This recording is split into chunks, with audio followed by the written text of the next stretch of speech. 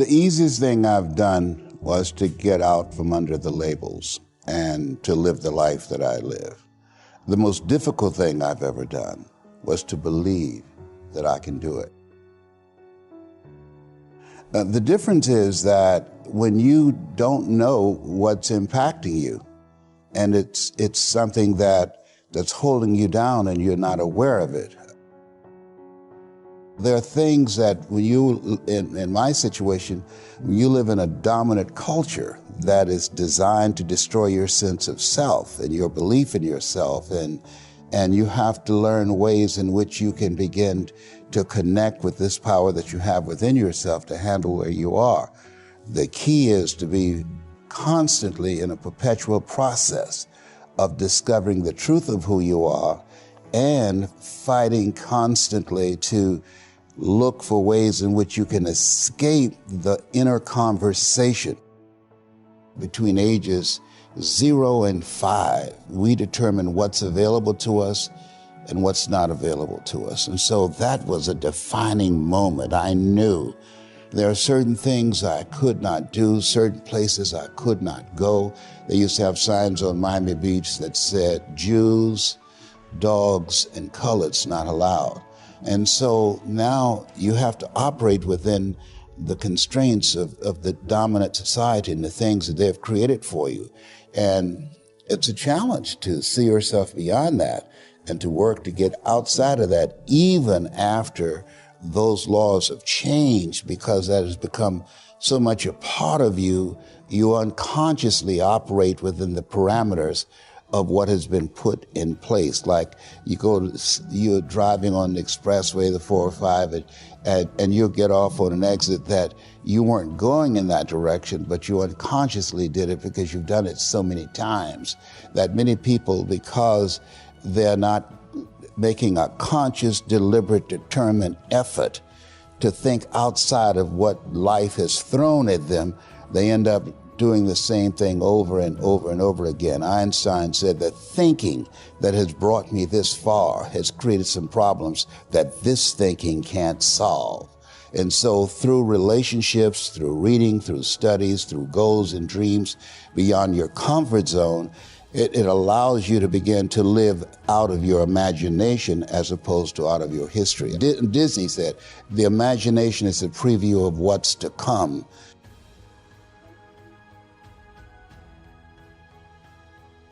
They have to expose themselves to something that will give them a different vision of themselves. And in addition to that, they have to put themselves in a community of what I call OQP, only quality people.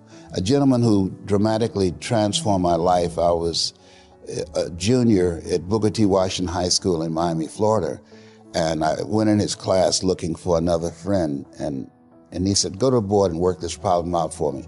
I said, sir, I can't do that. He said, why not? I said, I'm not one of your students. He said, do it anyhow. And the other kids started laughing, saying, he's Leslie, he's DT. And he said, what's DT? His brother is smart, but he's the dumb twin. And I said, I am, sir. And he came from behind his desk and he pointed at me. He said, don't you ever say that again. Someone's opinion of you does not have to become your reality. And he taught me 3 things. He said, if you want to become successful in life, young man, he said, number 1, you got to change your mindset. He said, you don't get in life what you want, you get in life what you are. Number 2, practice OQP, only quality people. You earn within $2,000 to $3,000 of your closest friends. I found that out. I left all my broke friends. I said, y'all got to go. Because I used to be so broke, I'd pass the bank and trip the alarm, you know? And the 3rd thing he said, develop your communication skills, because once you open your mouth, you tell the world who you are. He said, those are 3 major things that you want to work on that will liberate you from living in Liberty City, living in poverty in Overtown.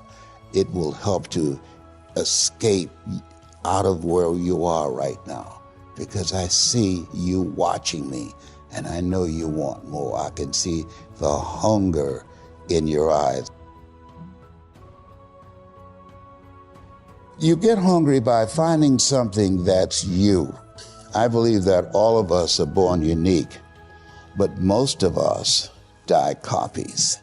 You got to find out what is it that turns you on, what resonates with you. One of the things that I realized and what allowed me to become successful as a speaker, the speaking industry has been hijacked by people who speak to sell, and it's okay to do that and make money. I speak to change lives because somebody spoke and changed my life. So this is my passion. This is my drive. This is something that I feel in my heart. And so the key to that hunger-driven life is a heart-centered life. I didn't do what I'm doing for years because of my programming, because of the culture in which I was raised in. I would see other people with degrees and PhDs and MBAs and credentials I don't have, and I convinced myself I couldn't do it.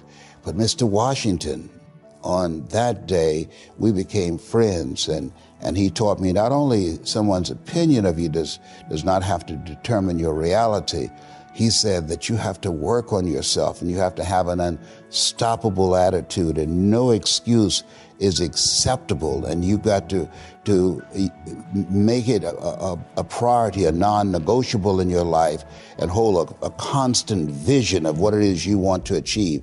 See it accomplished and go all out. Find a way to win in spite of the setbacks, in spite of the disappointments, in spite of your failures.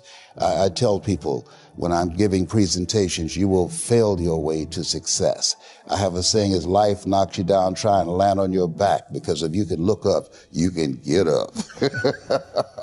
And so those experiences of going after goals that's beyond your comfort zone, and having relationships that will challenge you, and surrounding yourself with coaches and mentors who can take you to a place within yourself that you can't go by yourself because you can't read the label when you're locked in the box.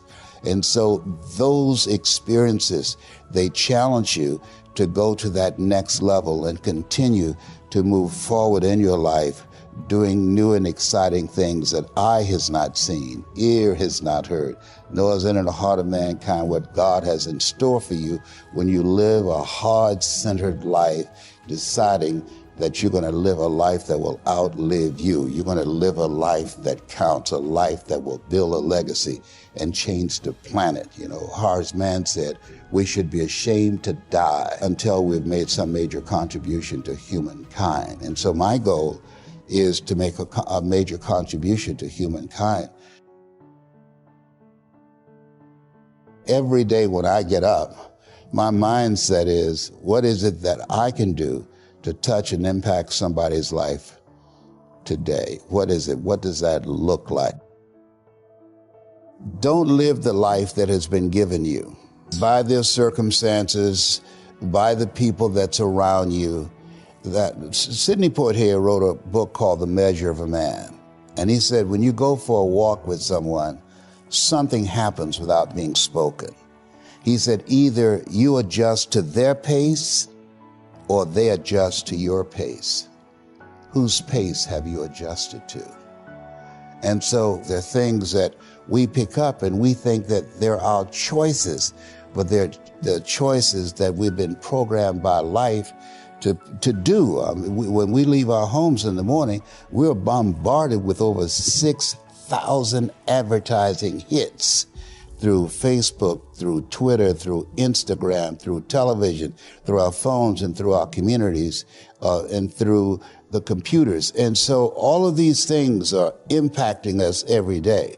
So if you don't have a program for your mind, then your mind is going to be programmed, and you'll find yourself doing things that you did not know, and that they affected you, that they, through marketing techniques and strategies, that they will create a thirst within you. I came up in an era that said if you built the best mousetrap, the world will be the path to your door.